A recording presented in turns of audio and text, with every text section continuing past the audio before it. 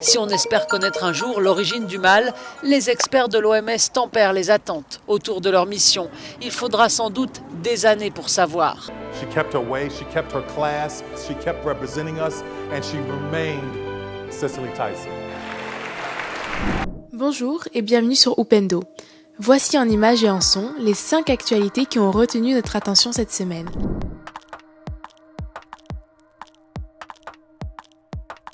Leur sortie de quarantaine, cette équipe d'experts de l'Organisation mondiale de la santé va tenter de retracer le chemin des premiers cas de Covid-19 à Wuhan, c'est-à-dire savoir quelles étaient leurs activités, qui étaient leurs contacts. Et pour cela, ils devront avoir accès à certains lieux et à certaines données, à certains échantillons obtenus par la communauté scientifique chinoise. Direction maintenant un lieu étrange, le musée du Covid-19.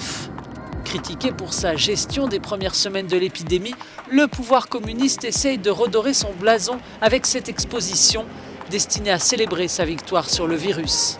Le programme des experts est chargé mais secret. L'OMS évoque des visites notamment à l'Institut de virologie de Wuhan et sur un marché de la ville où des animaux vivants ont pu transmettre le virus à l'homme.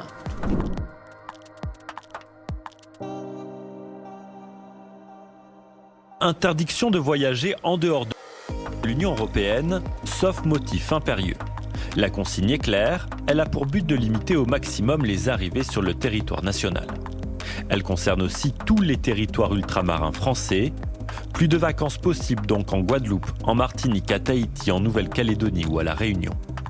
Pour déroger à la règle, il faudra justifier d'une urgence personnelle, médicale ou professionnelle.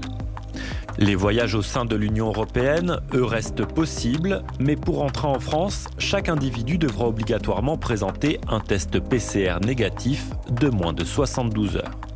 Des contrôles aléatoires seront déployés dans les gares et les principaux points de passage. Cette mesure restrictive ne s'appliquera pas aux travailleurs frontaliers ni aux routiers. Notre devoir est de tout mettre en œuvre pour éviter un nouveau confinement et les prochains jours seront déterminants.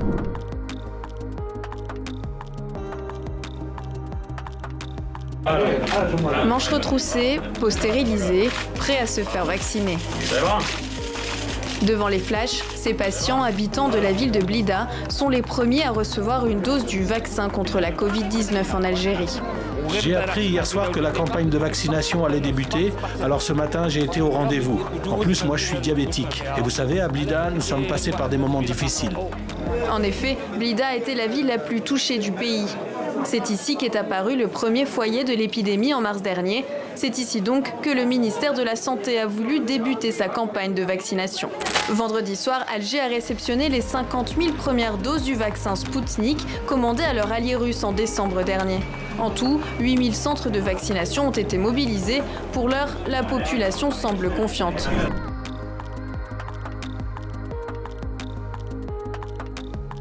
C'est l'épilogue d'une saga judiciaire qui aura duré 13 ans. Ce vendredi, la justice néerlandaise a condamné Shell à verser des indemnités à des agriculteurs nigérians. Ces derniers accusaient le géant pétrolier de fuites ayant détruit 3 villages. Pour résumer, le tribunal décide que dans tous ces cas, Shell Nigeria est responsable des dommages causés par les fuites. Shell Nigeria est condamné à indemniser des agriculteurs pour les dommages causés. Le montant de l'indemnisation sera déterminé ultérieurement. Soutenus par l'organisation internationale Les Amis de la Terre, 4 fermiers et pêcheurs nigérians avaient saisi la justice en 2008. La victoire du pot de terre contre le pot de fer se réjouit l'avocate des plaignants. Jusqu'à ce matin, les multinationales néerlandaises pouvaient agir en toute impunité dans les pays en développement, menacer les droits des personnes, et cela a changé maintenant. À partir de ce moment, les multinationales néerlandaises seront tenues responsables de leurs activités et de leurs actions dans les pays en développement.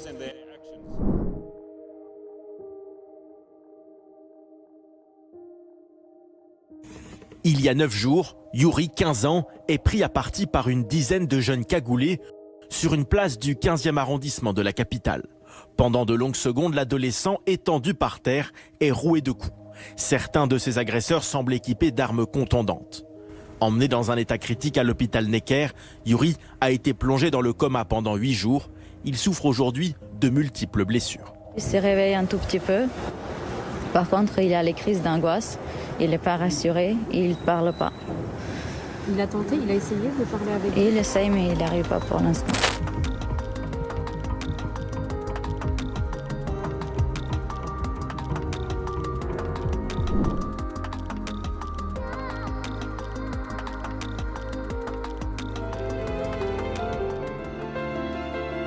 Talk to the young. We don't have that kind of time, Miss Jane. What else you got, Jim? Adam, I don't want you to be any less than what you are. The joy of books is that you get to act it out for yourself. Things began to happen, and people began to talk about, this new actress, Cicely Tyson, and next thing I knew, I was here in front of you.